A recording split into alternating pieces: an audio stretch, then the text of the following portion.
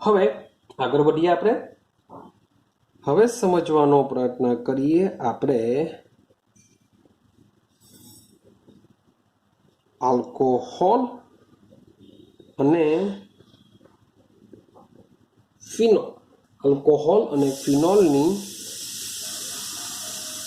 રાસાયણિક પ્રક્રિયાઓ. તો હવે આપણે સમજવાના આલ્કોહોલ અને ફિનોલની પ્રક્રિયાઓ. સૌથી પહેલા આ જે આલ્કોહોલ છે એ વર્સેટાઇલ કમ્પાઉન્ડ કહેવાય. વર્સેટાઇલનો મતલબ એવો થાય કે કેવો છે, ખૂબ જ ઉપયોગી સંયોજન છે. ચાલો, તો આ જે આલ્કોહોલની જો વાત કરું, આલ્કોહોલ એ આલ્કોહોલ શું કરી શકે છે, વાત ચાલે છે આલ્કોહોલની. તો આ જે આલ્કોહોલ છે એ આલ્કોહોલ કેન્દ્રાનુરાગી પ્રક્રિયક. તો આલ્કોહોલ કેન્દ્રાનુરાગી પ્રક્રિયક તરીકે બી વર્તી શકે છે અને સાથે સાથે ઇલેક્ટ્રોન અનુરાગી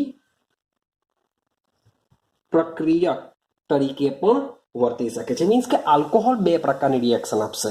કેન્દ્રાનુરાગી પ્રક્રિયા તરીકે બી આપશે અને સાથે સાથે ઇલેક્ટ્રોન અનુરાગી પ્રક્રિયક તરીકે પણ રિએક્શન આપે છે. હવે સમજો કે જે કેન્દ્રાનુરાગી પ્રક્રિયક તરીકે વર્તે છે, ચાલો આપણે શબ્દ બોલીએ, કેન્દ્રાનુરાગી પ્રક્રિયક તરીકે. સમજો તો આલ્કોહોલ કેન્દ્રાનુરાગી પ્રક્રિયક, તો એનો મતલબ એમ થાય કે ROH. ઓક્સિજન પર શું હોય છે, અબંધકારક ઇલેક્ટ્રોન યુગ્મો હોય છે. કેન્દ્રાનુરાગી પ્રક્રિયક એટલે કે કેન્દ્ર એટલે કે ધન વીજભાર તરફ એટ્રેક્શન પામે. ધન વીજભાર મીન્સ કે શું હશે, કાર્બન પર માનો કે પ્લસ હશે, કાર્બોકેટાયન હશે, એની સાથે શું હશે, ત્રણ વેલેન્સી જોડાયેલી હશે. તો આ જે ઓક્સિજન પરના જે અબંધકારક ઇલેક્ટ્રોન યુગ્મ છે એ કોને દાન કરી શકે છે, કાર્બનને દાન કરી શકે છે.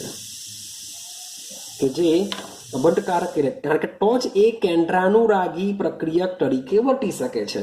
તો ઓક્સિજન પરના અબંધકારક ઇલેક્ટ્રોન યુગ્મ જો કાર્બનને ડોનેટ કરે તો થશે શું, તો બનશે શું, RO.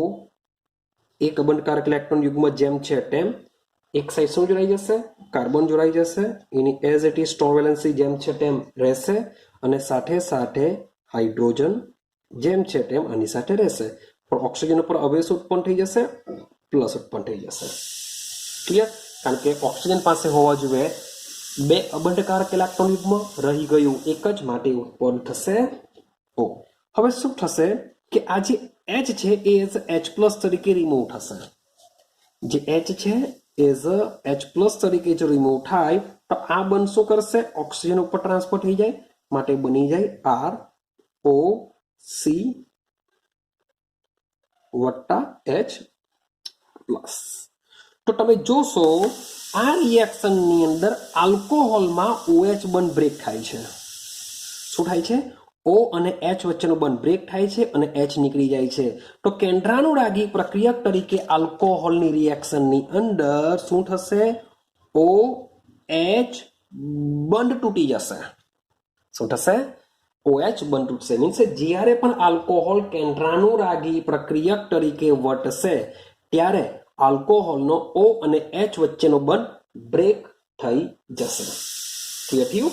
ચાલો હવે વાત કરીએ બીજા પ્રકારની રિએક્શન. બીજા પ્રકારની રિએક્શન શું થશે, તો આ છે પહેલા પ્રકારની રિએક્શન. વાત કરીએ બીજા પ્રકારની રિએક્શન. બીજા પ્રકારની રિએક્શન છે ઇલેક્ટ્રોન અનુરાગી પ્રક્રિયક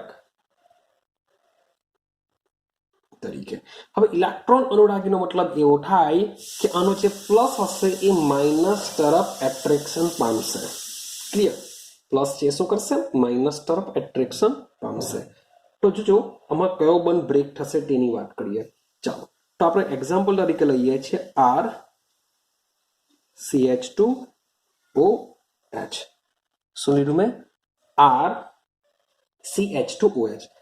હવે ઇલેક્ટ્રોન અનુરાગી છે એટલે કયો લેશું આપણે? માન લો કે હું H+ લઉં છું સૌથી પહેલા. તો સૌથી પહેલા આ જે H+ છે શું કરશે? જે ઓક્સિજન છે એ ઓક્સિજનના અબંધકારક ઇલેક્ટ્રોન યુગ્મ સાથે જોડાશે અને બનાવી દેશે RCH2OH2, જેથી અહીંયા શું ઉત્પન્ન થઈ જશે? પ્લસ ઉત્પન્ન થઈ જશે. એક બંધકારક ઇલેક્ટ્રોન યુગ્મ એઝ ઇટ ઇઝ જેમ છે તેમ રહેશે. હવે શું થશે? ઇલેક્ટ્રોન અનુરાગી પ્રક્રિયા અટેક કરવા આવશે. ક્લિયર છે? માન લો કે આવે છે Br- લખી દઈએ છીએ આપણે. હવે શું થશે? CH2R આ રીતના ફેશનમાં લખીએ છીએ, OH2+. ચાલો હવે શું થવાનું કે આ જે ઇલેક્ટ્રોન અનુરાગી પ્રક્રિયક છે એ ઇલેક્ટ્રોન અનુરાગી પ્રક્રિયક શું કરશે? આ કાર્બનને ઇલેક્ટ્રોન દાન કરશે, જેને લીધે આ બંધ બ્રેક થઈને એ ઓક્સિજન ઉપર ટ્રાન્સફર થશે. શું થશે? આ બંધ બ્રેક થઈ શકે. જો શરૂઆત એસિડની હાજરીમાં થયેલી હતી તો આ જે રિએક્શન છે શું થશે? એસિડની હાજરીમાં થશે, જેને લીધે તમારી જે નિપજ છે નિપજ બનશે. Br શું કરશે? આ કાર્બન સાથે જોડાઈ જશે, CH2 અહીંયા બની જશે જેમ છે તેમ R, વત્તા શું થશે? આની પર ચાલ્યું જશે, માટે બની જશે પાણી. તો આ રિએક્શન ચેક તમે કરશો તો આ રિએક્શનની અંદર કે જે ઇલેક્ટ્રોન અનુરાગી છે તેમાં શું થાય છે? CH2 અને OH. CH2 અને OH નો મતલબ થાય કાર્બન અને ઓક્સિજન વચ્ચેનો બંધ બ્રેક થાય છે. શું થાય છે? કાર્બન અને ઓક્સિજન. ક્લિયર થાય છે કઈ? તો આલ્કોહોલમાં જે કાર્બન અને ઓક્સિજન હોય છે COH એવું લખી શકીએ આપણે. COH બંધ શું થાય છે? બ્રેક થાય છે. તો કેન્દ્રાનુરાગી પ્રક્રિયક તરીકે હોય તો OH બંધ બ્રેક થાય, અને ઇલેક્ટ્રોન અનુરાગી પ્રક્રિયક તરીકે વર્તતો હોય તો COH બંધ બ્રેક થાય છે. ક્લિયર છે? ચાલો તો હવે આપણે આ બંને પ્રક્રિયાઓને સમજવાનો પ્રયત્ન કરીએ. તો સૌથી પહેલા સ્ટાર્ટ કરીએ આપણે OH બંધ તૂટે તેવી પ્રક્રિયાઓ. તેને આપણે પહેલા હેડિંગ મારી દઈએ કે આલ્કોહોલ અને ફિનોલની, સોરી ફોર ધેટ, આલ્કોહોલ અને ફિનોલની OH બંધ તૂટે તેવી પ્રક્રિયા. ચાલો તો સમજીએ આલ્કોહોલ અને ફિનોલની OH બંધ તૂટે એવી પ્રક્રિયા શું છે. તો સમજો, જ્યારે પણ આ બંધ તૂટે H+ દાન થાય છે તો H+ કોઈ પણ સંયોજન જો H+ નું દાન કરે તો એ એની એસિડિકતા કહેવાય છે. શું કહેવાશે? એની એસિડિકતા. માટે જ આપણે પહેલું લઈ લેશું આપણે કે આલ્કોહોલ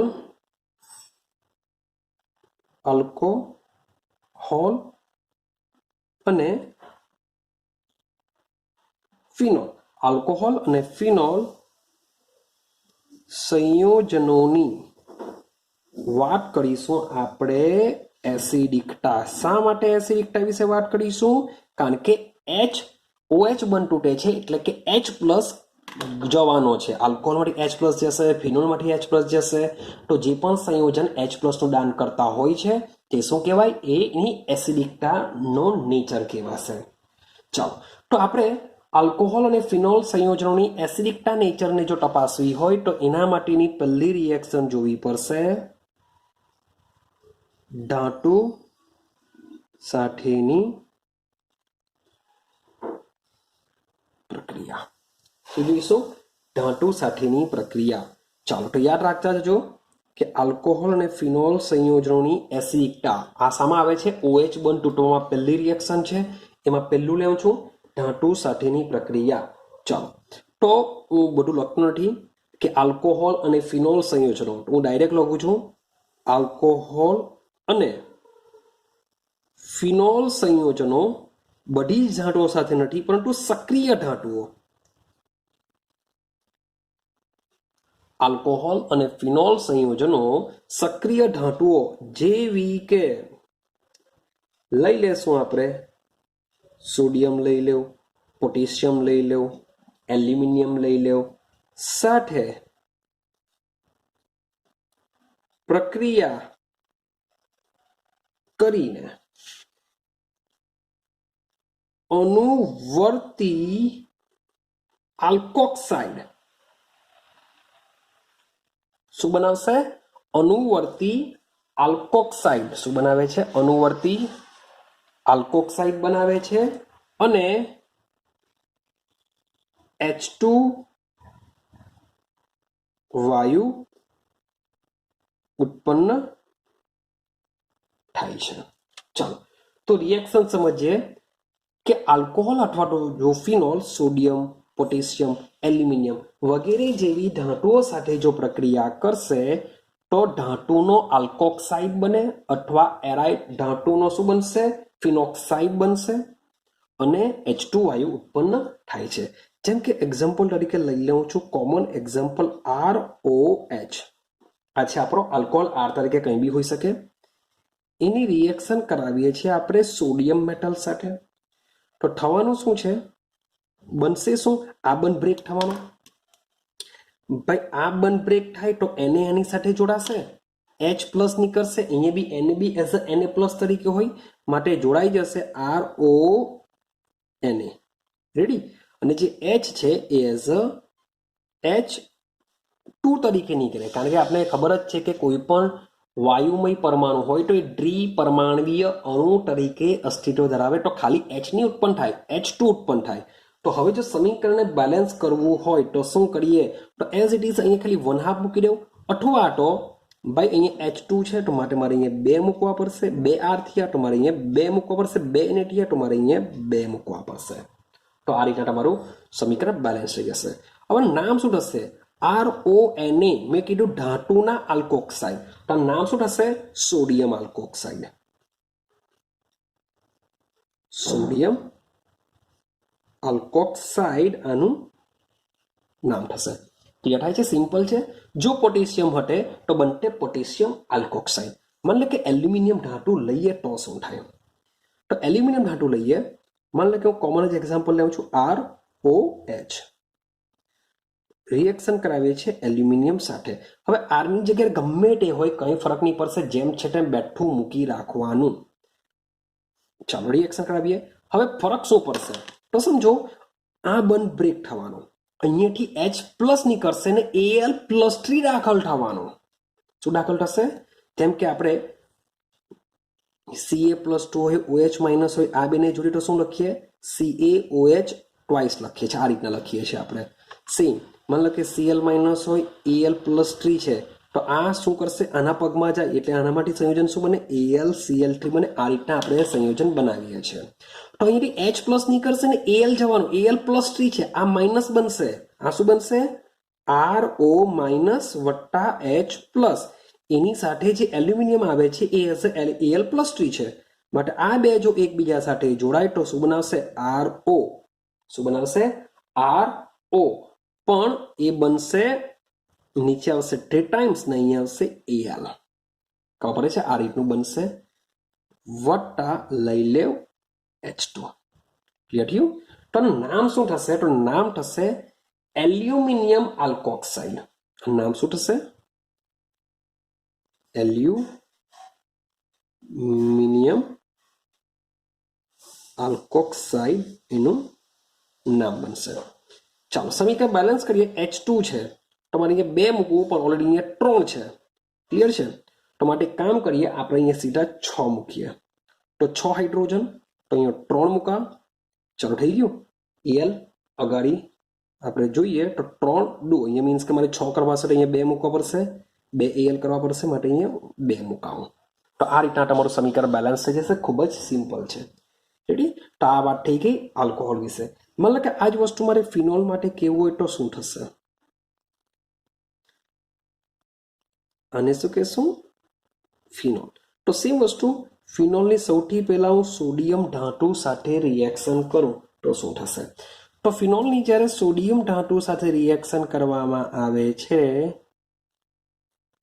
ત્યારે બને છે, અહીંયા જોડાઈ જશે, મીન્સ કે બનતો આ જ બ્રેક થવાનો 100%ની વાત છે. O અને H વચ્ચેનો તો બની જશે ONA વત્તા H2 સમીકરણ બેલેન્સ કરવા માટે અહીંયા 2 મૂકા, અહીંયા બી 2 મૂકવા પડશે, 2 ને થશે, અહીંયા 2 બનવા પડશે. આ નામ થશે, યાદ રાખજો, સોડિયમ ફિનોક્સાઇડ. શું બનશે? સોડિયમ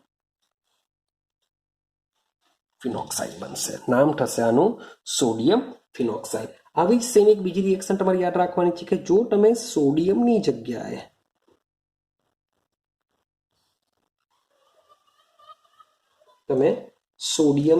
જગ્યાએ જો સોડિયમ હાઇડ્રોક્સાઇડનો ઉપયોગ કરો, NaOH નો ઉપયોગ કરો, તો પણ તમને સેમ પ્રોડક્ટ બનશે. સેમ પ્રોડક્ટ કઈ આવશે?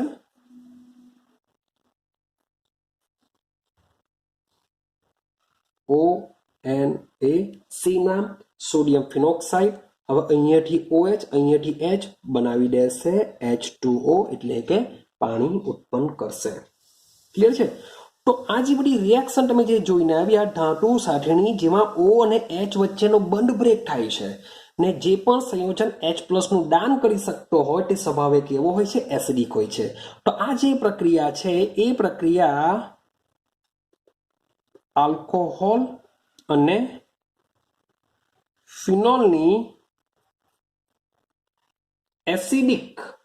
એસિડિક પ્રક્રિયા ધરાવે છે, અથવા આલ્કોહોલ અને ફિનોલ કેવો હોય છે? એસિડિક હોય છે એવું સાબિત કરે છે. આલ્કોહોલ અને ફિનોલ શું હોય છે? એસિડિક હોય છે એવું સાબિત કરે છે. સમજો. હવે બીજી એક વસ્તુ વાત કરીએ છીએ આલ્કોહોલની, તો એક આ બી વસ્તુ યાદ રાખવા જેવી છે કે આલ્કોહોલ અને ફિનોલ બંનેની વાત કરું છું. આલ્કોહોલ અથવા ફિનોલ બંનેની વાત કરું છું. તો આલ્કોહોલ અથવા જે ફિનોલ સંયોજનો છે એ યાદ રાખજો સ્વભાવે એસિડિક છે, માટે તેઓ બ્રોન્સ્ટેડ એસિડની જેમ વર્તે છે. બ્રોન્સ્ટેડ એસિડનો મતલબ શું થાય? કે એવું સંયોજન કે જે જલીય દ્રાવણમાં H+ નું દાન કરે. મીન્સ કે તમે ફિનોલને પાણીમાં નાખશો તો H+ ઉત્પન્ન કરશે, આલ્કોહોલને પાણીમાં નાખો તો H+ ઉત્પન્ન કરશે. માટે એ લોકો શું છે? બ્રોન્સ્ટેડ એસિડ છે. ને આ બ્રોન્સ્ટેડ એસિડ શું કરી શકે છે? બે સંયોજનને H+ નું દાન કરી શકે છે. બે સંયોજનને H+ દાન કરી શકે. અહીં હું બનાવું છું રિએક્શન. માની લો કે મારી પાસે આ B- A as a base છે. B- શું છે? એઝ અ બેઝ છે. આલ્કોહોલ લઈ લો, HOR. આ શું છે? મારો આલ્કોહોલ છે. તો આ જે બેઝ છે, બેઝ શું કરશે? આ H ને ઇલેક્ટ્રોન યુગ્મનું દાન કરી શકે છે, જેને લીધે ઓક્સિજન શું કરશે? ઓક્સિજન અને હાઇડ્રોજન વચ્ચેનો બંધ બ્રેક થઈને ઓક્સિજન પર ચાલ્યું જશે. માટે અમાટી સંયોજન બનશે, એક તો BH બનશે, વત્તા બનશે RO, 6 ટપકા, અને કહેવાશે આલ્કોક્સાઇડ આયન. તો આ રીતના જે આલ્કોહોલ અને ફિનોલ સંયોજનો છે એ બ્રોન્સ્ટેડ એસિડ તરીકે વર્તી શકે છે. આટલું ક્લિયર થયું? ચાલો, તો હવે આપણે સમજવાનો પ્રયત્ન કરીએ કે ભાઈ આલ્કોહોલ અને ફિનોલ બંને એસિડિક સ્વભાવ ધરાવે છે. તો આ બંનેમાંથી કોનો એસિડિક સ્વભાવ વધારે હશે તેને સમજવાનો પ્રયત્ન કરીએ. હવે આપણે ઇન્ડિવિજ્યુઅલ સમજીશું, મીન્સ કે આલ્કોહોલની એસિડિકતા સમજીશું અને ફિનોલની એસિડિકતા સમજીશું. તો સમજવાનો પ્રયત્ન કરજો. ચાલો, બીજો પોઈન્ટ જોઈએ આપણે. હવે જોઈશું આપણે આલ્કોહોલ સંયોજનોની એસિડિકતા. ચાલો, તો જે આગળની જે બધી રિએક્શન છે, બધી રિએક્શન શું છે ભાઈ? બધા જ આપે છે, પણ એના દ્વારા આપણે આલ્કોહોલ અથવા ફિનોલ આ બેમાંથી કોની એસિડિકતા વધારે હશે તે જાણી શકાતું નથી. હવે સમજો, હવે આપણે જાણવાનો પ્રયત્ન કરીએ કે આ બેમાંથી કોની વધારે એસિડિકતા હશે. ક્લિયર? ચાલો, હવે આલ્કોહોલનો મતલબ થાય ROH. ક્લિયર છે? તો આલ્કોહોલનો જે એસિડિક સ્વભાવ છે એ આને લીધે છે. જે એસિડિક સ્વભાવ છે એ હાઇડ્રોક્સિલ બંધને લીધે છે. કારણ કે હાઇડ્રોક્સિલ બંધ કેવો હોય છે? ધ્રુવીય હોય છે. હાઇડ્રોક્સિલ બંધ ધ્રુવીય હોય છે, મીન્સ કે બંધના હાઇડ્રોજન કરતા ઓક્સિજનની વિદ્યુતઋણતા વધારે હોય છે, માટે બંધના ઇલેક્ટ્રોન યુગ્મને પોતાની તરફ એટ્રેક્શન કરશે, માટે -Δ. અહીં હોય છે +Δ. એટલે બંધ કેવો હોય છે? ધ્રુવીય હોય છે. ક્લિયર છે? તો આ ધ્રુવીયતાને કારણે આલ્કોહોલ કેવો સ્વભાવ ધરાવે છે? એસિડિક સ્વભાવ ધરાવે છે. રેડી? હવે જો માની લેવું કે હવે આપણે આલ્કાઇલ સમૂહની વાત નથી કરી, તો આ જે O છે, O સાથે આ O સાથે શું જોડાયેલું હોય છે? આલ્કાઇલ સમૂહ. O સાથે શું જોડાયેલું હોય છે? આલ્કાઇલ સમૂહ જોડાયેલો હોય છે. અને આ જે આલ્કાઇલ સમૂહ છે એ આલ્કાઇલ સમૂહની ટેન્ડન્સી હોય છે ઇલેક્ટ્રોન દાન કરવાની, એટલે કે ઇલેક્ટ્રોન દાતા સમૂહ તરીકે વર્તે છે. આલ્કાઇલ સમૂહ શું કરે? ઇલેક્ટ્રોન દાતા. મીન્સ કે R શું કરશે? OH. ઓલરેડી આ રીતના છે, અહીંયા માઇનસ ડેલ્ટા, અહીંયા પ્લસ ડેલ્ટા. R શું કરશે? આને ઇલેક્ટ્રોન દાન કરશે. અને જો ઇલેક્ટ્રોન દાન કરે તો વિચારો કે આના માઇનસમાં શું થશે? વધારો થશે. ઓક્સિજનની જે વિદ્યુત ઋણતા છે તેમાં શું થાય? વધારો. અથવા તો ઓક્સિજનની ઇલેક્ટ્રોન ઘનતામાં વધારો થશે. Sorry for that. તો આ રીતના થશે કે જે આલ્કાઇલ સમૂહ છે ઇલેક્ટ્રોન દાતા સમૂહ છે. દાતા સમૂહ હોવાથી ઓક્સિજનમાં શું કરશે? વિદ્યુતતામાં વધારો કરશે. ઓક્સિજનની ઇલેક્ટ્રોન ઘનતામાં વધારો થશે. એટલે કે આની પાસે બહુ બધો માઇનસ આવશે. વિચારો કે ઓક્સિજન પાસે જેટલો આ આર જો નહીં હોય તો જેટલો માઇનસ ને જેટલો પ્લસ હતો એટલા બંને વચ્ચે હતું, પણ આની સાથે આર જોડાવાને લીધે હવે આના માઇનસમાં વધારો થયો. માઇનસમાં વધારો થાય તો આ પ્લસને શું કરશે? ખેંચી રાખશે, એને જવા નહીં દેશે. ખબર પડે છે કઈ? માઇનસ હવે વધી ગયો, પ્લસ તો જેટલો છે એટલો જ છે, પણ પેલા કરતા માઇનસ વધ્યો તો આ બે વચ્ચેનું આકર્ષણ હવે કેવું થવાનું? ભાઈ વધવાનું.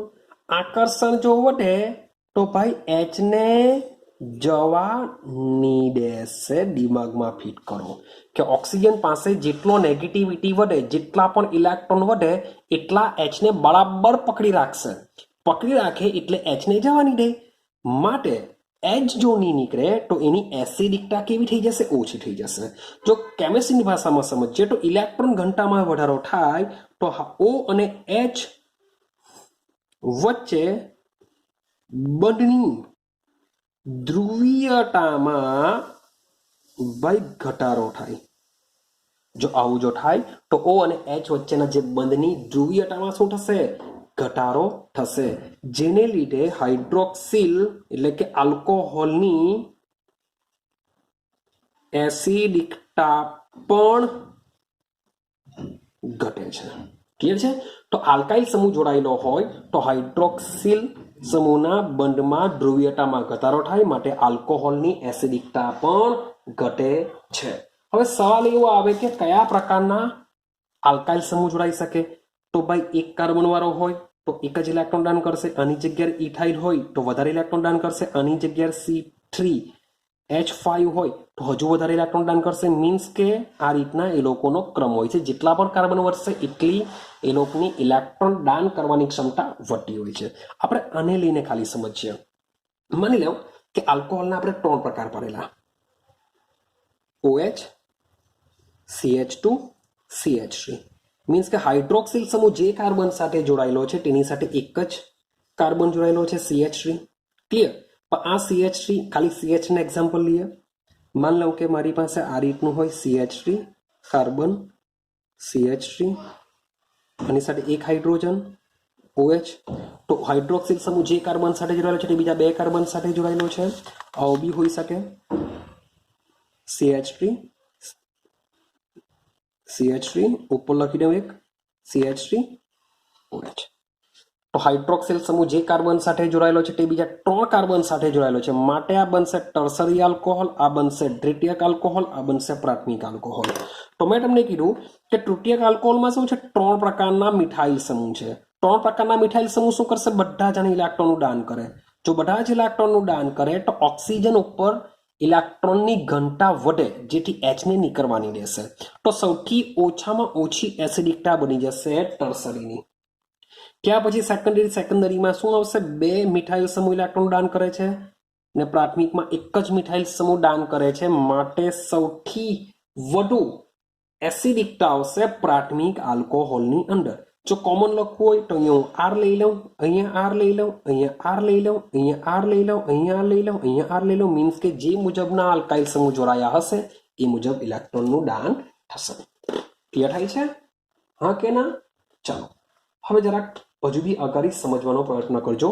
આ થઈ ગયું પહેલી વસ્તુ કે જે પ્રાથમિક, દ્વિતીયક ને તૃતીયક આલ્કોહોલ છે એમાં એસિડિકતાનો શું હોય છે, આપણો પહેલો પોઈન્ટ થયો. આ શું થયો? પહેલો પોઈન્ટ કે અંડર આલ્કોહોલનું શું હોય છે એસિડિક લક્ષણમાં, તો આલ્કોહોલનું અંડર લક્ષણમાં શું હોય છે? પ્રાથમિક વધારે, પછી દ્વિતીયક, પછી તૃતીયક. ચાલો હવે સમજો, હું વાત કરું છું બીજો પોઈન્ટ કે આ જે આલ્કોહોલ સંયોજનો છે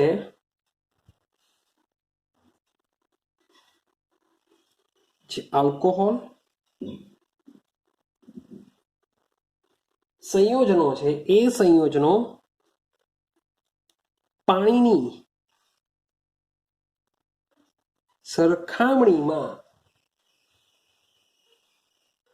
નિર્બળ એસિડ છે. પાણીની સરખામણીમાં નિર્બળ એસિડ મીન્સ કે આલ્કોહોલ કરતા તો પાણીનો એસિડિકતા વધુ હોય છે. યાદ રાખજો શું હોય છે? જે આલ્કોહોલ સંયોજનો છે એ આલ્કોહોલ સંયોજનો પાણીની સરખામણીમાં નિર્બળ એસિડ છે. એટલે કે એવું સમજી લો કે પહેલા પાણીની એસિડિકતા આવશે ને પછી કોણ આવશે? ROH આવશે. બસ ખાલી એક જ પોઈન્ટ યાદ રાખવાનું છે. એક સેન્ટેન્સ હોય છે કે મિથેનોલ સિવાયના આલ્કોહોલની પાણી કરતા એસિડિકતા ઓછી હોય. એટલે ખરેખર સૌથી પહેલા શું આવશે? મિથેનોલ આવશે, પછી આવતું હોય છે પાણી આવશે, લાસ્ટમાં આવતું હોય છે ROH. આ ROH માં પ્રાથમિક લઈ લો, ત્યાર પછી તમે લઈ શકો છો સેકન્ડરી આલ્કોહોલ અને પછી લઈ શકો છો ટર્સરી આલ્કોહોલ. તો આ વસ્તુ હોય છે. ક્લિયર છે? આ વસ્તુ હોય છે. હવે સવાલ એવો આવે કે શા માટે આવું થાય છે કે આલ્કોહોલ કરતા પાણીની એસિડિકતા શા માટે વધારે? મિથેનોલને હું છોડી દઉં છું, તે સિવાયના આલ્કોહોલની વાત કરીએ તો આલ્કોહોલ કરતા પાણીની એસિડિકતા શા માટે વધારે? તો રીઝન્સ છે, સમજો કે માની લો કે મારી પાસે છે RO માઇનસ. ક્લિયર છે? આલ્કોક્સાઇડ આયન છે. આ શું છે આપણી પાસે? Alkoxide ion. એ એઝ અ બેઝ તરીકે વર્તે છે, કારણ કે માઇનસ છે માટે શું છે? બેઝ તરીકે વર્તે છે. ચાલો વટા લઈ લઉં છું પાણી. આ શું છે? આપણું પાણી છે. હવે જ્યારે બેઝ આલ્કોક્સાઇડ આયન અને જે બેઝ છે એ બેઝ વચ્ચે જ્યારે રિએક્શન થાય છે તો શું થવાનું? તો થશે કેવું કે આ જે પાણી છે એ પાણી શું કરે છે? H દાન કરે છે, H+ નું દાન કરે છે બેઝને. તો બ્રોન્સ્ટેડ લોરી પ્રમાણે જે પણ સંયોજન H+ નું દાન કરશે એ શું બની જશે? એસિડ બનશે. આ H+ નો સ્વીકાર કરે છે માટે એ શું બની જશે? બેઝ બની જશે. માટે આ H+ નું દાન કરે છે માટે એ બનાવી દેશે ROH. ક્લિયર છે? તો બેઝ માંથી બનશે એનો સંયુગ્મન એસિડ. શું બનશે? એનો સંયુગ્મન. લખતો નથી હું. સંયુગ્મન એસિડ બનશે અને આ પાણી H+ ગુમાવે તો એમાંથી બનશે OH માઇનસ બનશે, જે શું બની જતો હોય છે? એનો સંયુગ્મન બેઝ બનાવી દેતો હોય છે. તો અહીં આ રિએક્શન પરથી આપણે આઈડિયા આવશે કે આલ્કોહોલ કરતા જે પાણી છે એ પાણી વધુ સારી રીતના H+ નું દાન કરી શકે છે. શું કરી શકે છે? જે પાણી છે, પાણી શું કરશે? ખૂબ જ ઇઝીલી H+ નું દાન કરી શકે છે. આ જે પાણી છે એ જે H+ નું દાન કરી શકે એટલું જ દાન એસિડ આ OH માઇનસ ને દાન કરી શકતો નથી. માટે આપણે કહી શકીએ કે પાણી કરતા જે આલ્કોહોલ છે, આલ્કોહોલની એસિડિકતા ઓછી હોય છે. ક્લિયર છે? માટે જ આપણે કહી શકીએ કે જે પાણી છે એ પાણી કેવો હોય છે? આલ્કોહોલ કરતા એસિડિક નેચર ધરાવતો હોય છે. રેડી? અને બીજી એક વસ્તુ કે આ જે બેઝ છે, જે આલ્કોક્સાઇડ આયન છે, એ શું કરી શકે છે? વધુ સારી રીતે પ્રોટોનને એક્સેપ્ટ કરી શકે છે. એ એઝ અ પ્રોટોન ગ્રાહી તરીકે વર્તી શકે છે. માટે આલ્કોક્સાઇડ વધુ સારો શું છે? બેઝ છે. આલ્કોક્સાઇડ વધુ સારો બેઝ છે. આ જે વધુ સારો જે બેઝ છે એની કમ્પેરિઝન જો હું સોડિયમ હાઇડ્રોક્સાઇડ સાથે કરું, આ પર એક પ્રબળ બેઝ છે, તો આની કમ્પેરિઝન જ્યારે સોડિયમ હાઇડ્રોક્સાઇડ સાથે કરું તો આના કરતા પ્રબળ હોય છે સોડિયમ ઇથોક્સાઇડ C2H5ONa. આ જે સોડિયમ ઇથોક્સાઇડ છે સોડિયમ હાઇડ્રોક્સાઇડ કરતા પણ પ્રબળ બેઝ તરીકે વર્તે છે. મીન્સ કે બેઝના કિસ્સામાં સોડિયમ હાઇડ્રોક્સાઇડ કરતા પણ જે સોડિયમ ઇથોક્સાઇડ છે એ પ્રબળ બેઝ તરીકે વર્તે છે. તેમ છતાં પણ જે આલ્કોહોલ છે એ આલ્કોહોલ ભાઈ અબંધકારક ઇલેક્ટ્રોન યુગ્મ ધરાવે છે, જેથી એ કોઈકવાર બ્રોન્સ્ટેડ બેઝ તરીકે પણ વર્તી શકે છે, કારણ કે ઓક્સિજન પાસે શું હોય છે? અબંધકારક ઇલેક્ટ્રોન યુગ્મ હોય છે. ચાલો હવે આપણે સમજવાનો પ્રયત્ન કરીએ, આલ્કોહોલનું સમજીએ. હવે આપણે ફિનોલ સંયોજનની એસિડિકતા સમજીએ. હવે આપણે ત્રીજો પોઈન્ટ સમજીએ. ત્રીજો પોઈન્ટ છે આપણો ફિનોલ સંયોજનોની એસિડિકતા. ચાલો તો સૌથી પહેલા ફિનોલ સંયોજન એસિડિક છે એ આપણે કેવી રીતના ખબર પડી તેને સમજીએ. તો ભાઈ ફિનોલ સંયોજનો એસિડિક નેચર ધરાવે છે એવું આપણને ખબર પડી કારણ કે ફિનોલની જ્યારે સક્રિય ધાતુ જેવી કે સોડિયમ સાથે રિએક્શન કરો અથવા પોટેશિયમ સાથે કરો અથવા તો એલ્યુમિનિયમ ધાતુ સાથે રિએક્શન કરો તો બનશે શું? ધાતુના આલ્કોક્સાઇડ લઈ લઉં છું. ધાતુના આલ્કોક્સાઇડ બનશે. સમીકરણ બેલેન્સ કરતું નથી તો ધાતુના આલ્કોક્સાઇડ બને છે. સાથે સાથે ડાયહાઇડ્રોજન વાયુ ઉત્પન્ન થાય છે. આના પરથી એટલું સાબિત થયું કે જે ફિનોલ છે, ફિનોલ કેવું છે? એસિડિક ગુણધર્મ ધરાવે છે. જે ફિનોલ છે, ફિનોલ શું છે? એસિડિક ગુણધર્મ ધરાવે છે. હવે સવાલ એવો આવે કે જે ફિનોલ છે એસિડિક ગુણધર્મ ધરાવે છે, પણ શું એ એસિડ જેવો હશે? શું એ એસિડિકતા ધરાવે છે? શું એ એસિડ છે? તો સમજીએ. તો જ્યારે ફિનોલની જો એસિડ હોય તો એની રિએક્શન કરવામાં આવી Na2CO3 સાથે. Na2CO3 એ કેવો છે? નિર્બળ બેઝ છે. તો જો નિર્બળ બેઝ સાથે જ્યારે રિએક્શન કરવામાં આવી ત્યારે રિએક્શન થતી નથી, એટલે કે પ્રક્રિયા થતી નથી. ભાઈ આ જ ફિનોલની જ્યારે સોડિયમ બાયકાર્બોનેટ એટલે કે આ પણ નિર્બળ બેઝ છે તેની સાથે રિએક્શન કરવામાં આવી તો પણ પ્રક્રિયા થતી નથી. પણ જ્યારે ફિનોલની રિએક્શન કરવામાં આવી સોડિયમ હાઇડ્રોક્સાઇડ સાથે, એ શું છે? પ્રબળ બેઝ છે. તો આપણે ઉપર જોઈને આવ્યા શું બની જશે? બની જશે સોડિયમ ફિનોક્સાઇડ પ્લસ H2 ઉત્પન્ન થશે. તો આનો મતલબ એમ થાય કે જે ફિનોલ છે એસિડિક ગુણધર્મ ધરાવે છે, પણ એ એટલો બધો બી પ્રબળ હોતો નથી. જો પ્રબળ હતે તો એ નિર્બળ બેઝ સાથે રિએક્શન કરી શકતે, પણ એ જાતે નિર્બળ છે તો બે નિર્બળ એકબીજા સાથે રિએક્શન નહીં થતી. પણ આ પ્રબળ બેઝ લીધો તો પ્રબળ બેઝની નિર્બળ એસિડિક ગુણધર્મ ધરાવતું સંયોજન સાથે રિએક્શન થઈ શકે છે, માટે પ્રક્રિયા થઈ શકે છે. ક્લિયર છે? ચાલો હવે સમજવાનો પ્રયત્ન કરીએ આપણે કે ભાઈ ફિનોલ છે એ એસિડિક ગુણધર્મ ધરાવે છે, તો એ એસિડિક ગુણધર્મ શા માટે ધરાવી શકે એને સમજીએ આપણે. તો સમજો હવે આ છે ફિનોલ. મારી પાસે શું છે? ફિનોલ છે. ઓ એચ આ રીતના ફિનોલ આવેલું હોય છે. હવે ફિનોલમાં જે બેન્ઝીન વલય છે એ બેન્ઝીન વલય, આ જે આખું જે વલય છે આ બેન્ઝીન વલય,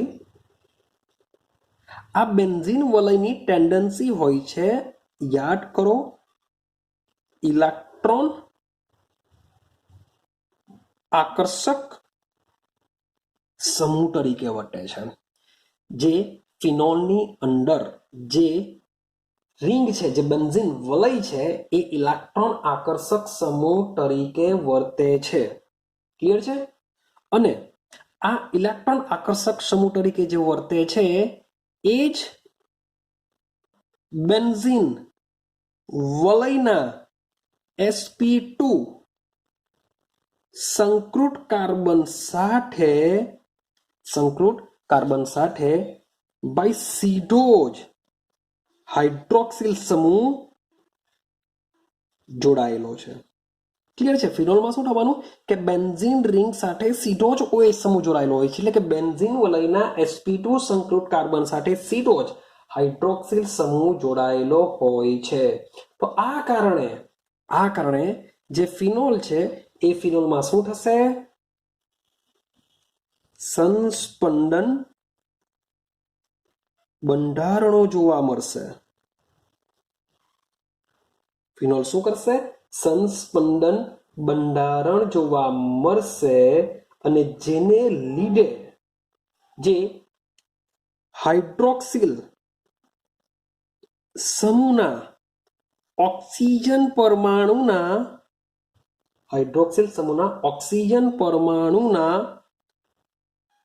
ઋણ ભારમાં ઘટાડો કરે છે. શું કરે છે? ઋણ ભારમાં ઘટાડો કરે છે. અથવા તો એવું કહી શકાય કે કાર્બન અને ઓક્સિજન વચ્ચે આંશિક દ્વિબંધ પ્રેરિત થાય છે.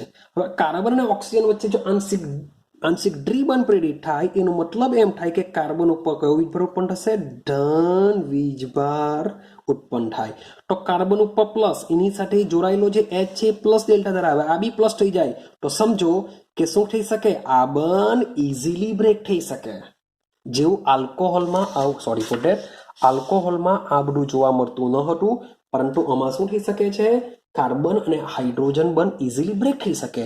આ પહેલું રીઝન છે કે આલ્કોહોલ કરતા જે ફિનોલ છે એ નેચરમાં વધુ એસિડિક લક્ષણ ધરાવી શકે છે, કારણ કે આવું સંસ્પંદન થવાનું નથી. તો આપણે જરાક સંસ્પંદન બંધારણ બી જોઈ લઈએ, જેથી ક્લિયર થશે. ચાલો સમજો. તો આ છે આપણો OH. શું થવાનું? તમારો જે ઓક્સિજન છે, ઓક્સિજન પર શું હોય છે? આ રીતના અબંધકારક ઇલેક્ટ્રોન યુગ્મ હોય છે. તો સૌથી પહેલા આ જે અબંધકારક ઇલેક્ટ્રોન યુગ્મ હોય છે ઓક્સિજન અને કાર્બનની વચ્ચે દ્વિબંધ બનાવશે, જેને લીધે આ જે છે પાઈ બંધનું ટ્રાન્સફર નજીકના કાર્બન પરમાણુ ઉપર થશે, જેથી તમને સ્ટ્રક્ચર તરીકે આ રીતનું સંસ્પંદન બંધારણો પ્રાપ્ત થશે. સમજતા જાઓ. ચાલો અહીંયા શું થઈ જશે? ડબલ બંધ રચાઈ જશે. Oxygen hydrogen as it is જેમ છે તેમ. હવે ઓક્સિજન પર શું રહ્યું? એક જ અબંધકારક ઇલેક્ટ્રોન યુગ્મ રહ્યું, જેથી ઓક્સિજન ઉપર શું ઉત્પન્ન થશે? પ્લસ ઉત્પન્ન થશે. અને જે નજીકનો કાર્બન છે પાઈ બંધના મૂવમેન્ટને લીધે અહીંયા ઉત્પન્ન થશે માઇનસ. ક્લિયર છે? ચાલો હવે આ જે ઋણ વીજભાર છે શું કરી શકે છે?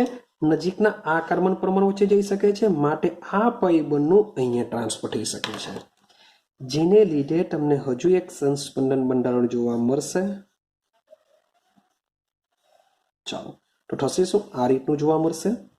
અહીંયા થઈ જશે માઇનસ, ઉપરની વસ્તુ જેમ છે તેમ એઝ ઇટ ઇઝ સેમ રહેશે, અહીંયા રહેશે પ્લસ. ક્લિયર છે? હજુ પણ થઈ શકે છે.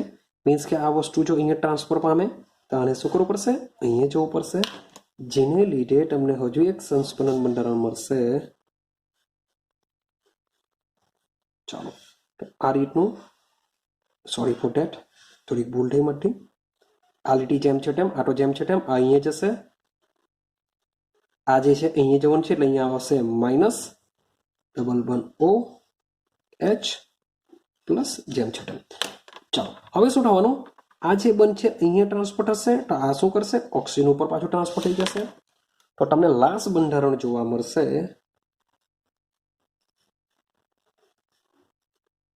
ચાલો અહીંયા જોવા મળશે, અહીંયા જોવા મળશે, આ રીતના જોવા મળશે, અહીંયા થઈ જશે single one O H. Clear છે? તો આ રીતના શું થાય છે, ફિનોલમાં સંસ્પંદન થાય છે. સંસ્પંદન થવાને લીધે આ જે એચ છે એ એચ શું કરી શકે છે, ઇઝીલી રિમૂવ થઈ શકે છે. ક્લિયર થાય છે? ચાલો આગળ જઈએ. હવે ફિનોલ સંયોજનો છે એ આલ્કોહોલ અને પાણી કરતા પ્રબળ એસિડ સંયોજનો છે. કેમ?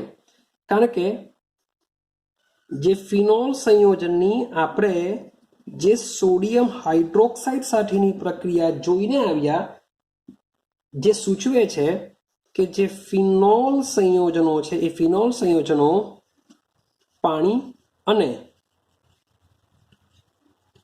આલ્કોહોલ કરતા વધુ એસિડિક લક્ષણ ધરાવે છે. ક્લિયર થાય છે? વધુ એસિડિક લક્ષણ ધરાવે છે. માટે સૌથી પહેલા હું લખું છું C6H5OH સૌથી વધુ એસિડિક છે. પછી હું લખા મિથેનોલ, પછી હું લખા પાણી, પછી હું લખા ROH મીન્સ કે પ્રાથમિક આલ્કોહોલ, પછી હું લખા સેકન્ડરી આલ્કોહોલ અને લાસ્ટમાં લખા ટર્સરી આલ્કોહોલ. આ હોય છે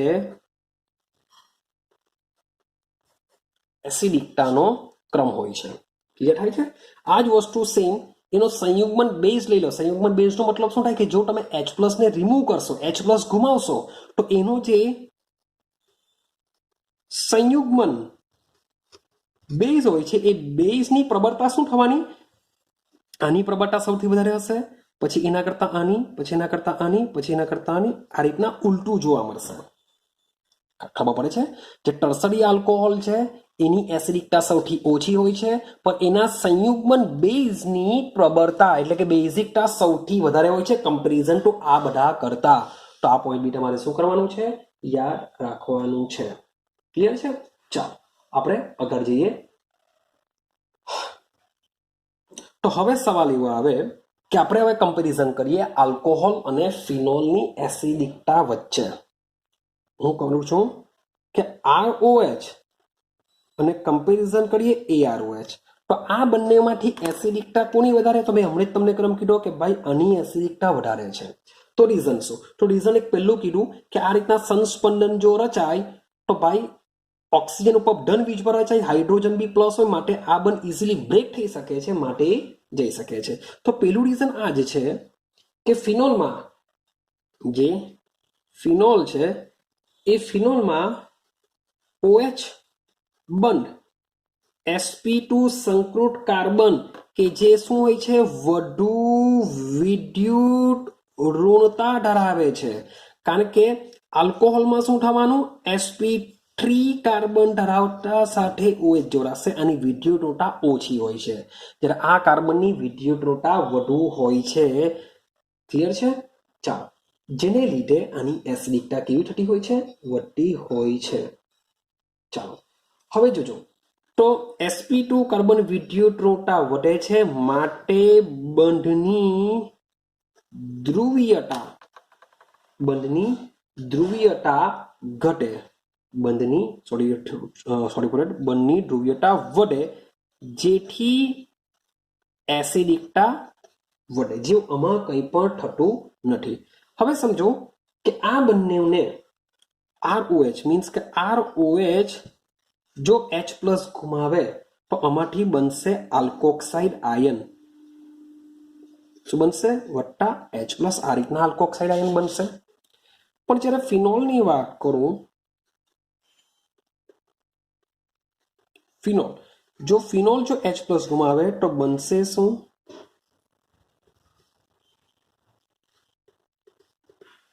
માઇનસ વત્તા H+ બનશે. હવે સવાલ એવો આવે કે આલ્કોક્સાઇડ આયન અને ફિનોક્સાઇડ આયન આ બેમાંથી કોની સ્થાયીત્વતા વધારે રહેશે? આ બેમાંથી કોણ વધુ સ્થાયી રહેશે એને સમજવાનો પ્રયત્ન કરીએ. ચાલો સમજો. પાછો જરાક દોરી દઉં છું.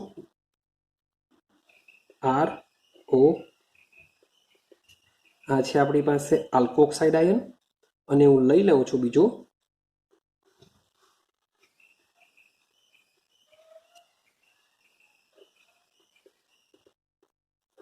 Phenoxide ion. ચાલો સમજો, તો આલ્કોક્સાઇડ આયન અને ફિનોક્સાઇડ આયન બંનેની પાસે નજીક નજીકમાં શું છે, એક સરખા અંતરે H+ છે એવું સમજીને ચાલો. બંને પાસે નજીક નજીકમાં H+ છે, તો કોણ કોની સાથે જોડાઈ શકે? તો સમજો, આલ્કોક્સાઇડ આયનમાં ઓક્સિજન ઉપર જે ઋણ વીજભાર હોય છે એ હોય છે સ્થાનીકૃત. શું હોય છે? સ્થાનીકૃત હોય છે. મીન્સ કે એ પોતાનું સ્થાન બદલી શકતું નથી. જ્યારે ફિનોક્સાઇડ આયનમાં જે O ઉપર જે ઋણ વીજભાર હોય છે એ હોય છે વિસ્થાનીકૃત. એનો મતલબ શું થાય કે એ પોતાનું સ્થાન બદલી શકે છે. શા માટે બદલી શકે છે? કારણ કે સંસ્પંદન થશે. સંસ્પંદન થવાને લીધે, મીન્સ કે હું કોમન લખું છું, જરાક જોઈ લેજો ફટાફટ. તો સંસ્પંદનમાં શું થશે? તો આ જે બંધ છે, બંધ શું કરશે? અહીંયા માઇગ્રેશન થશે, આનું અહીંયા માઇગ્રેશન થવાનું, જેથી થવાનું અહીં ડબલ બંધ રચાઈ જશે. O 1 2 3 4 સેમ 4 તબકા આવી જશે. રેડી? ઓક્સિજન પર હોવા બી 4 જ જોઈએ, આવી જશે 4 અને ઉત્પન્ન થશે માઇનસ. ક્લિયર છે? તો આ રીતના તમારા સંસ્પંદન થયા કરશે. મીન્સ કે આ અહીંયા ટ્રાન્સફર થશે, અહીંયા ટ્રાન્સફર થશે, અહીંયાથી પાછું અહીંયાથી અહીંયા સેમ આ રીતે ટ્રાન્સફર થયા કરશે. તો લાસ્ટમાં ફરીથી તમને આમ મળી જશે. તો ફિનોક્સાઇડ આયન પર જે ઋણ વીજભાર છે એ વિસ્થાનીકૃત હોય છે, જે સંસ્પંદન દ્વારા, શબ્દ બોલું છું, સંસ્પંદન દ્વારા સ્થાયી થયેલું હોય છે, જેને લીધે આલ્કોહોલ કરતા ફિનોલની એસિડિકતા વધારે હોય છે. અથવા આલ્કોક્સાઇડ આયન કરતા ફિનોક્સાઇડ કેવો હોય છે? સ્થાયી હોય છે. એટલે કે H+ ને ભાઈ જવા જ દેશે, માટેની એસિડિકતા વધારે હોય છે. ક્લિયર છે? ચાલો હવે એક સમજો. માન લો કે હું ફિનોલની કમ્પેરિઝન કરું છું. હું લઈ લઉં છું ફિનોલ. હવે આ ફિનોલમાં માન લો કે વિસ્થાપિત છે. વિસ્થાપિતનો મતલબ શું થાય? કે એના કોઈ પણ એક સ્થાને કોઈ પણ ક્રિયાશીલ સમૂહ જોડાયેલો હશે, એટલે કે વિસ્થાપિત ફિનોલ લઈએ આપણે. હવે વિસ્થાપિત ફિનોલની અંદર નાઇટ્રો સમૂહ, શબ્દ બોલું છું, નાઇટ્રો સમૂહ જેવા ઇલેક્ટ્રોન આકર્ષક સમૂહ એસિડિકતામાં વધારો કરે છે. યાદ રાખજો. કેવી રીતના? તો NO2 સમૂહ શું કરશે? ઇલેક્ટ્રોનને ખેંચે. માન લો કે મારી પાસે અહીંયા NO2 જોડાયું હોય, આ ઓક્સિજન ઉપર શું છે? અબંધકારક ઇલેક્ટ્રોન યુગ્મ છે, જેને લીધે એ H ને પકડી રાખે છે. હવે દોડીએ આપણે H. તો આની પાસેના જે અબંધકારક ઇલેક્ટ્રોન યુગ્મને હોવાને લીધે એ શું કરશે? અહીંયા માઇનસ ડેલ્ટા, અહીંયા પ્લસ ડેલ્ટા, તો માઇનસ ડેલ્ટા પ્લસ ડેલ્ટાને પકડી રાખે છે. પણ NO2 શું છે? ઇલેક્ટ્રોન આકર્ષક સમૂહ છે. તો આ ઓક્સિજનના ઇલેક્ટ્રોનને શું કરશે? બધાને ખેંચી લેશે. જો આના ઇલેક્ટ્રોનને જો ખેંચે તો આના માઇનસમાં ઘટાડો થાય. માઇનસમાં ઘટાડો થાય તો માઇનસ અને પ્લસ વચ્ચે એટ્રેક્શન કેવું થવાનું? ઓછું રહેવાનું. ઓછું રહેવાનું તો આ H+ ઇઝીલી શું થઈ શકે છે? જઈ શકે છે. માટે NO2 જેવો ઇલેક્ટ્રોન આકર્ષક સમૂહ જો હોય તો એસિડિકતામાં શું કરે છે? વધારો કરે છે. આ બંધ ઇઝીલી બ્રેક થઈ શકે છે. આના કરતા ઉલટું માની લેવું કે મિથાઇલ સમૂહ એટલે કે આલ્કાઇલ સમૂહ જેવો, આલ્કાઇલ સમૂહ જેવો ઇલેક્ટ્રોન દાતા સમૂહ જોડાયો હોય તો એસિડિકતામાં ભાઈ કરે છે ઘટાડો. કેમ? કારણ કે આ શું કરશે? ઇલેક્ટ્રોન દાન કરશે. ભાઈ ઇલેક્ટ્રોન જશે, ઇલેક્ટ્રોન જશે, આની પાસે ઇલેક્ટ્રોન બહુ બધા વળી જશે, તો આના માઇનસમાં વધારો થશે. આ પ્લસ જેવો છે તેવો, તો આનો માઇનસ આના પ્લસને શું કરશે? ખેંચી રાખશે. ખેંચી રાખશે એટલે એને H+ ને જવા નહીં દેશે. માટે એનું એસિડિક લક્ષણ કેવું બની જશે? ઓછું બની જશે. તો 2 પોઈન્ટ યાદ રાખવાના છે કે ફિનોલ સાથે જો ઇલેક્ટ્રોન આકર્ષક સમૂહ હાજર હોય તો એસિડિકતામાં વધારો કરે, ને જો ઇલેક્ટ્રોન દાતા સમૂહ હાજર હોય તો એસિડિકતામાં શું કરે છે? ઘટાડો કરે છે. હવે એક બીજો સવાલ બી આવે કે આ જે ઇલેક્ટ્રોન આકર્ષક સમૂહ છે એ કઈ પોઝિશન પર જોડાય? તો ભાઈ જે ઇલેક્ટ્રોન આકર્ષક સમૂહ છે એ ઓર્થો અને પેરા સ્થાનમાં શું કરે છે? એસિડિકતામાં વધારો કરે છે, કારણ કે તમે ફિનોક્સાઇડ આયનના સંસ્પંદન બંધારણ તમે જોશો તો જો નેગેટિવ છે એ ઓર્થો ને પેરા પોઝિશન પર આવે છે, ઓર્થો ને પેરા. તો ઓર્થો ને પેરા પોઝિશન પર આવતું હોવાથી ઇલેક્ટ્રોનને ખેંચી શકે છે, માટે H+ ઇઝીલી રિમૂવ થઈ શકે છે. માટે યાદ રાખજો કે હું તમને કહું ઓર્થો નાઇટ્રોફિનોલ, ચાલો બંધારણ દોરી નાખીએ. મારી પાસે છે ઓર્થો નાઇટ્રોફિનોલ, અહીંયા છે ઓર્થો નાઇટ્રોફિનોલ,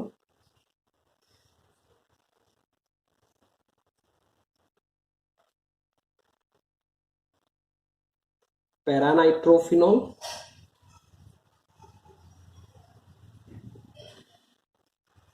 અને મેટાનાઇટ્રોફિનોલ.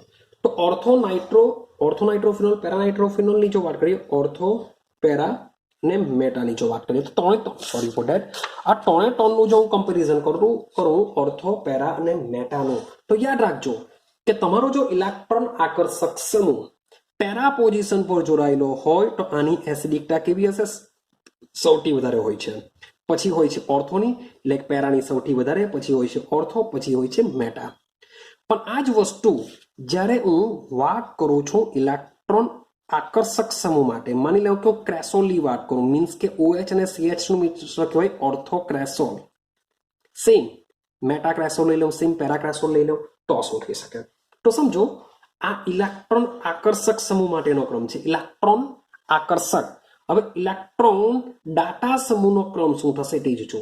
તો ઇલેક્ટ્રોન ડાટા સમૂહ માટે જે મેટા છે, જે મેટા પોઝિશન હોય છે, એ મેટા પોઝિશનની એસિડિકતા વધારે હોય છે. પછી ઓર્થો અને પેરા ઇક્વલ જેવા હોય છે, ઓર્થો અને પેરા ઇક્વલ જેવા હોય છે. આ બધું યાદ રાખવું પડશે કે ઇલેક્ટ્રોન આકર્ષક સમૂહ જો પેરા પોઝિશન પર હોય તો એસિડિકતા વધારે, પછી ઓર્થો, પછી મેટા. પણ જ્યારે ઇલેક્ટ્રોન ડાટા સમૂહ હોય તો મેટા પોઝિશન પર એસિડિકતા વધારે છે, ઓર્થો અને પેરા પર શું હોય છે? ઇક્વલ જેવું હોય છે. રેડી? તો આ તમારે યાદ રાખવાનું હોય છે. અને આ બધા કરતા ઓછામાં ઓછું હોય છે આલ્કોહોલની. રેડી? હવે આજે આપણે પહેલી રિએક્શન જોઈ, આલ્કોહોલ અને ફિનોલની એસિડિકતા સેમ. હવે આપણે આજના વિડીયોની લાસ્ટ રિએક્શન જોઈએ, બીજી રિએક્શન છે એ છે એસ્ટરીકરણ જોઈએ. એસ્ટરીકરણ, આ જે પણ વસ્તુ જોઈએ છે એ શું જોઈએ છે? ROH બંધ તૂટવાની રિએક્શન જોઈએ છે, જેમાં એસિડિકતાનો જોયું, પહેલો સ્વભાવ એસિડિકતા માટે. હવે જોઈએ છે એસ્ટરીકરણ, એટલે કે ROH વચ્ચેનો બંધ તૂટવા સાથેની પ્રક્રિયા જોઈશું. ચાલો તો સમજો, એસ્ટરીકરણનો મતલબ એમ થાય કે એસ્ટરનું બનવું. એસ્ટર કેવી રીતના બનશે? તો સમજો, આલ્કોહોલ અને ફિનોલ બંને કોઈમાં બી એક લઈ શકો અથવા બંને રિએક્શન આપે છે. તો આલ્કોહોલ અને ફિનોલ સંયોજનો કાર્બોક્સિલિક એસિડ, એસિડ ક્લોરાઇડ અને એસિડ એનહાઇડ્રાઇડ. આલ્કોહોલ અને ફિનોલ સંયોજનો કાર્બોક્સિલિક એસિડ, એસિડ ક્લોરાઇડ અને એસિડ એનહાઇડ્રાઇડ સંયોજનો સાથે પ્રક્રિયા કરીને શું બનાવે છે? એસ્ટર બનાવે છે. હવે આ જે પ્રક્રિયા છે, આ પ્રક્રિયા મંદ H2SO4 ની હાજરીમાં થાય છે. શાની હાજરીમાં થશે? મંદ H2SO4 ની હાજરીમાં થાય છે. તો રિએક્શન જોઈએ આપણે શું થશે તે. માની લો કે મારી પાસે છે, તમે ER લેવ કે R લેવ, તમે ER લેવ કે R લેવ, કંઈ ફરક નહીં પડશે, બંને રિએક્શન આપશે. લખું છું હું, સોરી ફોર, અહીંયા બી O લઈ લઉં છું, અહીંયા હું H દર્શાવું છું. કેમ? કારણ કે આ બંધ બ્રેક થવાનો છે એટલા માટે. સૌથી પહેલા લઈ લઉં છું કાર્બોક્સિલિક એસિડ. કાર્બોક્સિલિક એસિડનો મતલબ શું થાય? RCOOH. એવું ડેશ લખી લઉં છું. તો જે રિએક્શન છે, રિએક્શન હોય છે રિવર્સિબલ. રિએક્શન કેવી હોય છે? રિવર્સિબલ. મંદ H2SO4 ની હાજરીમાં થશે શું? તો આલ્કોહોલ અને ફિનોલનો જે આ જે બંધ છે એ બ્રેક થઈ જશે. ક્લિયર છે? તો આ જો બંધ બ્રેક થાય તો આ જે OH જે તમને દેખાશે એ OH સાથે આ H જોડાઈ જશે અને શું બનાવી દેતું હોય છે? પાણી બનાવી દેશે. તો આ જે AR અથવા O છે લખી દઈએ આપણે, AR અથવા તો RO, આની સાથે COR જોડાઈ જશે અથવા OCR. O C R dash, તો આ તમારો શું બની જાય છે? એસ્ટર બની જાય છે. ક્લિયર છે? એવી જ રીતના સેમ એઆર અથવા તો આર ઓ એચ રિએક્શન કરીએ આપણે એનહાઇડ્રાઇડ સાથે. આર ચટ ફેશનમાં લખીએ આપણે. ચલો, આર સી ડબલ બન ઓ સી ડબલ બન ઓ આર ડેશ આ રીતના લખીએ તો સેમ રિએક્શન શું થશે? એચ પ્લસની હાજરી. તો જોજો શું થવાનું? આ બ્રેક થવાનું. હવે C O C R dash અંદર દાખલ થશે. ઓ સી આર મીન્સ કે કોઈ પણ એક લઈ લો. આ બન તોડી નાખો અથવા આ બન તોડી નાખો. તો આ જે સી ઓ સી આર છે એ આની સાથે જોડાશે તો બનશે શું? R R O C R dash. અહીંયા બી same O C R dash જોયું, અહીંયા બી ઓ સી આર ડેશ જોયું, વત્તા આ જે એચ છે, માન લો કે આ બંધ બ્રેક થયો તો અહીંયા જોડી દઉં તો બનશે શું? R dash C double O H બનશે શું? Carboxylic acid. એટલે એનહાઇડ્રાઇડ લેવામાં આવે તો બાય પ્રોડક્ટ તરીકે તમને કાર્બોક્સિલિક એસિડ મળતી હોય છે. સેમ હજુ બી એક લઈ લઈએ આપણે, એટલે આપણું કમ્પ્લીટ થશે. O H. હવે લઈ લઈએ આપણે એસિટોનેટ આર સી ડબલ બન ઓ સી એલ. શું થશે ભાઈ? આ બન બ્રેક થવાનો, સેમ રિએક્શન, રિવર્સિબલ, એચ પ્લસની હાજરી. તો થશે શું? આ બન બ્રેક થાય, અહીંથી આ બન બ્રેક થાય, ઓ સી આર જોડાશે, બધામાં એ જ જોયું આપણે. તો એ R oblique R O C R જોડાશે, વત્તા આ એચ સીએલ સાથે જોડાઈને બનાવી દેશે HCl. ક્લિયર છે? તો આ તમે ત્રણે ત્રણ રિએક્શન જે જોશો, સોરી ફોર ધેટ, આ જે એક આ યાદ રાખવા જેવું છે, થોડી મારી બી ભૂલ થઈ, કે જે એસિડ ક્લોરાઇડ છે એ બેઝ પિરિડીન જેવા બેઝની હાજરીમાં થાય છે, જ્યારે આ બે રિએક્શન એસિડની હાજરીમાં થાય છે. યાદ રાખવું પડશે આ કે કાર્બોક્સિલિક એસિડ ને એસિડ એનહાઇડ્રાઇડ સાથે એસિડની હાજરીમાં થાય, એટલે એસિડ ક્લોરાઇડની પિરિડીન જેવા નિર્બળ બેઝની હાજરીમાં રિએક્શન થાય છે. હવે બધી જ રિએક્શન હોય છે રિવર્સિબલ. રિવર્સિબલ હોવાથી તમારે એસ્ટરનું પ્રમાણ જો વધારવું હોય તો પહેલી પ્રક્રિયામાં જેવો H2O બનતો જાય એવો જ તમારે શું કરવો પડશે? દૂર કરતા રહેવું પડશે. અહીં કાર્બોક્સિલિક એસિડને દૂર કરો. જે લાસ્ટ રિએક્શન છે, લાસ્ટ રિએક્શનને જો પ્રક્રિયાને પુરોગામી દિશામાં આગળ વધારવું હોય તો HCl નું NaOH અથવા તો કોઈ પણ બેઝ સાથે તટસ્થીકરણની પ્રક્રિયા દ્વારા તટસ્થ બનાવી નિપજનું પ્રમાણ વધારી શકાય છે. ક્લિયર છે? હવે આ બધી જ પ્રક્રિયાઓની વાત કરીએ. બધી પ્રક્રિયામાં કયો સમૂહ દાખલ થયો છે? તો સમજો CH3CO આ સમૂહ દાખલ કરીએ છીએ આપણે. જો RCO અહીંયા બી RCO મીન્સ કે CH3CO સમૂહ આપણે દાખલ કરીએ છીએ. તો CH3 સમૂહ દાખલ કરવાની આ પ્રક્રિયાને કહેવામાં આવે છે એસિટાઇલેશન, જે આપણે 11 સાયન્સમાં બી જોઈને આવીએ છીએ. આ પ્રોસેસને શું કહેશું? એસિટાઇલેશન કહેવામાં આવે છે. ક્લિયર થાય છે? એકદમ સિમ્પલ છે. તો એસ્ટરીકરણની પ્રોસેસ આલ્કોહોલ અને ફિનોલ બંને આપે છે, જે acid anhydride carboxylic acid acid chloride સાથેની રિએક્શનથી બનાવી શકાય છે એસિટાઇલેશનની પ્રોસેસ વડે. હવે એક વસ્તુ યાદ રાખવાનું છે કે ફિનોલનું એક સંયોજન છે. આ 2 વર્ષ પહેલા તમારી ગુજકેટની એક્ઝામમાં નીકળી આવેલો હતો ક્વેશ્ચન. સમજો, COOH, અહીંયા લખું છું OH. તો આ જે ફિનોલનું એક સંયોજન છે, જે નામ છે સેલિસિલિક એસિડ, જે આપણે પાછળ બનાવવાના જ છે. આ સેલિસિલિક એસિડનું જો એસિટાઇલેશન કરવામાં આવે કોઈ પણ પ્રોસેસ વડે, ઉપરની કોઈ પણ પ્રોસેસ વડે, ખાલી લખું છું એસિટાઇલેશન, તમે કોઈ પણ પ્રોસેસ વડે જો એસિટાઇલેશન કરો તો એસિટાઇલેશનમાં શું થાય? આ જે OH છે એ OH નો H નીકળી જશે.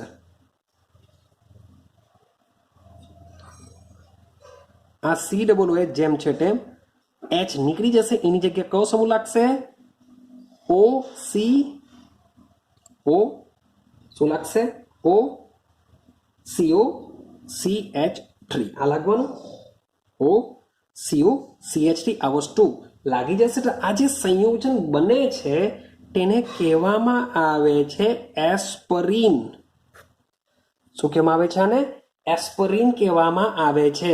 તો આ જે એસ્પરીનનું બંધારણ ગુજકેટની એક્ઝામમાં પૂછાઈ ગયું હતું, કારણ કે તમારી 2 વર્ષ પહેલાની જે બુક હતી જે એનસીઆરટી સિવાયની બુક હતી જેમાં એસ્પિરિનનું બંધારણીય સૂત્ર આપેલું ન હતું તેમ છતાં પણ ગુજકેટવાળાએ આનું બંધારણ પૂછ્યું હતું. માટે આનું જે બંધારણ છે એ બી તમારે યાદ રાખવાનું છે કે એસ્પિરિનનો મતલબ શું થશે? બેન્ઝીન ઉપર COOH અને ઓર્થો પોઝિશન ઉપર OCOCH3. આ જે એસ્પિરિન છે એનું કામ શું છે? તો એસ્પિરિનનું કામ છે વેદના હાર તરીકે, પેઇન કિલર તરીકે, સાથે સાથે તાપ શામક. એટલે કે ભાઈ દર્દીને જો તાવ આવતો હોય તો તાવનો ઘટાડો કરવા માટે એસ્પિરિન નામની દવાનો ઉપયોગ થાય છે. ક્લિયર થાય છે? તો અહીં તમારી પહેલી રિએક્શન કમ્પ્લીટ થાય છે આલ્કોહોલ અને ફિનોલ સંયોજનોની OH બંધ તૂટવાને લીધે થતી પ્રક્રિયા. તો આ જે પ્રક્રિયા છે એ પ્રક્રિયા એકચ્યુઅલી 2 જ પ્રકારની છે. એક તો છે આલ્કોહોલ અને ફિનોલનો એસિડિક સ્વભાવ, એ બંને એક સાથે જોયા એટલે કે ધાતુ સાથેની પ્રક્રિયા. પછી બીજી રિએક્શન જોઈને આવ્યા ખાલી આલ્કોહોલ પછી ફિનોલ, અને આ જે બીજા નંબરની પ્રોસેસ છે એસ્ટરીકરણ, સિમ્પલ રિએક્શન છે. તો આઈ હોપ સો કે આનું તમે પ્રિપેરેશન કરો, થોડુંક વાંચી લો, મેમરાઇઝ કરો, લખીને તૈયાર કરો. જો એકવાર મગજમાં ચાલ્યું જશે તો ખૂબ જ સિમ્પલ છે.